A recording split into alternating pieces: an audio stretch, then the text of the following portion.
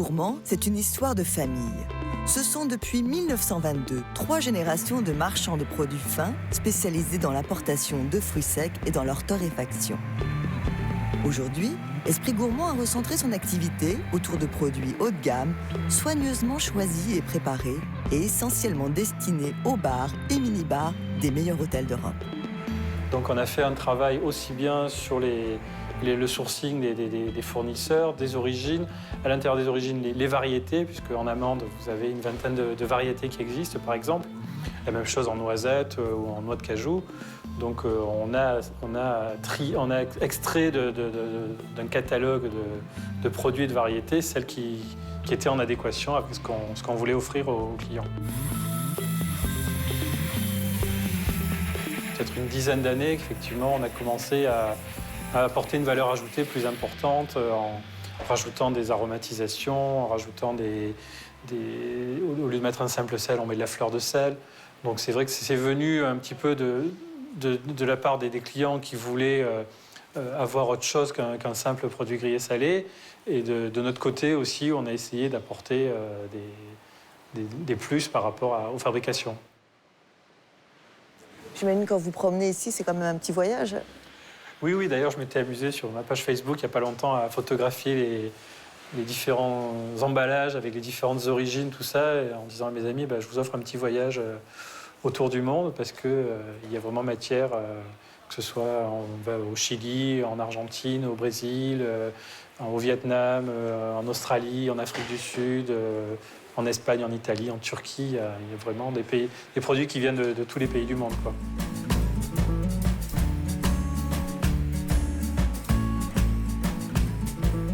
Donc nous, nos produits sont classés par variété. Donc vous avez les amandes ici, les noix de cajou, les arachides là-bas.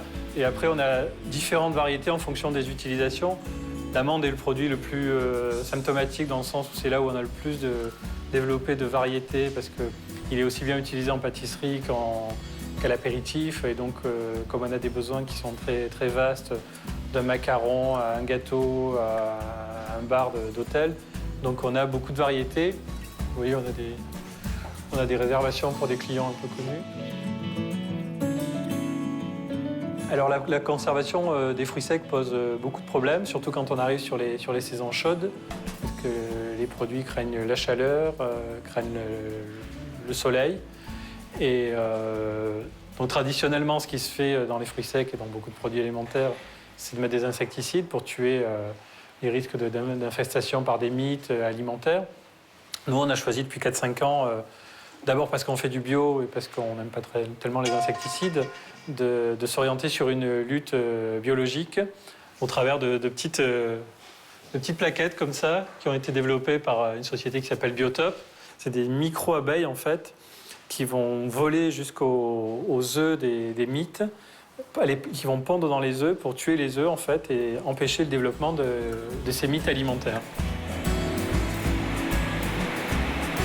Et donc là on est dans la partie de torréfaction. Donc la torréfaction, il y a plusieurs modes de torréfaction.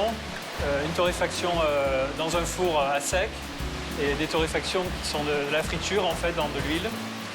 Donc dans la torréfaction à sec, on enrobe le produit à l'avance. Donc dans des boules comme ça. Donc on rajoute le sel, la farine ou du blanc d'œuf en fonction des fabrications. Et pour certains produits, on va rajouter effectivement des épices, des herbes, des aromates, de la truffe, puisqu'on enrobe aussi de la truffe. Donc on va râper la truffe sur le produit.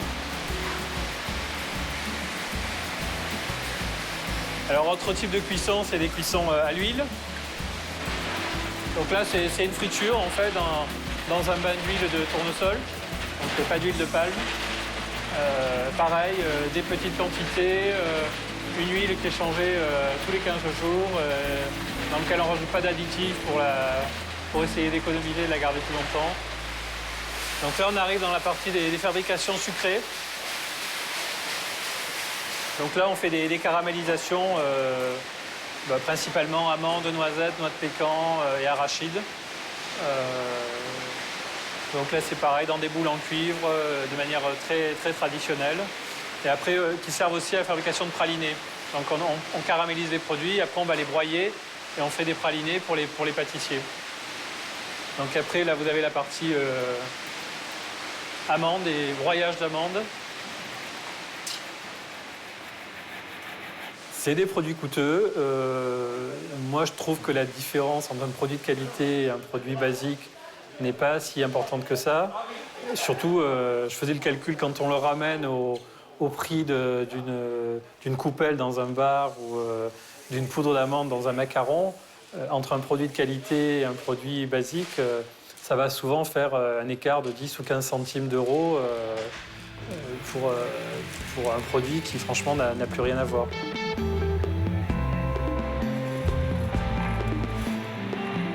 Pour moi, c'est important aujourd'hui de continuer à s'attacher à défendre cette qualité, ces produits, ces producteurs, ces terroirs. Pas obligatoirement limité à quelque chose de français. Pour moi, un producteur sicilien ou espagnol est aussi important à défendre qu'un producteur français.